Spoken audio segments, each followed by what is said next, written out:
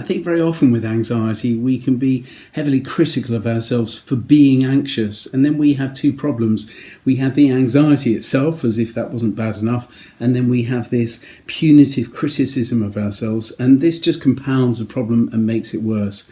So the very first thing we can do is just be kind to ourselves.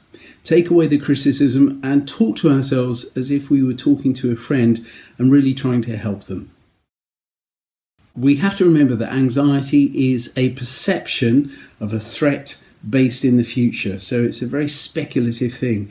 If we're able just to focus in and of the moment that we're in now and to control the things that we can and leave the things that we can't, it will help to reduce our anxiety.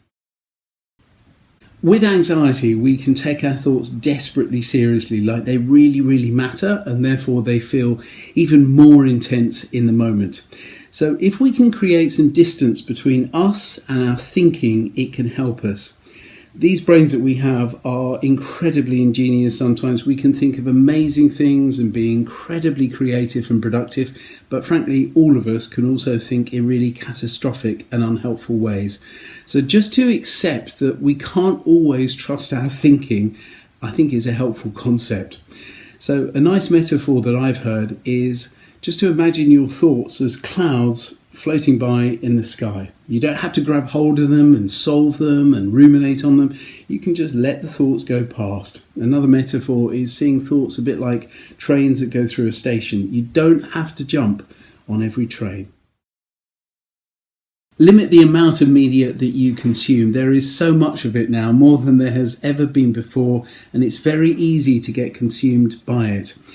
And that will indeed shift our attentional bias towards the speculative, the dramatic and the worrying. And there's enough of that already. So just by reducing the amount of media that we consume, you will change your focus of attention. If you want to play around with this, you could think what it might be like if you were to watch 24-hour news 24 hours a day. It would just be too much. So know what your limit is. There is a strange phenomenon here, I think, and that is that for many of us it's somewhat of a coping strategy to go to look at a news app or to read Twitter in, I think, the hope that suddenly this will all be over like it was a bad dream, and we're not going to get that resolution. So I think to know our limit and to reduce it is a helpful thing. Because anxiety is a very small focus of attention and incredibly intense, it is helpful to widen this view and to shift our attention to things that we might not normally be seeing when we're anxious. So look out for the way that communities are coming together, that people are helping each other.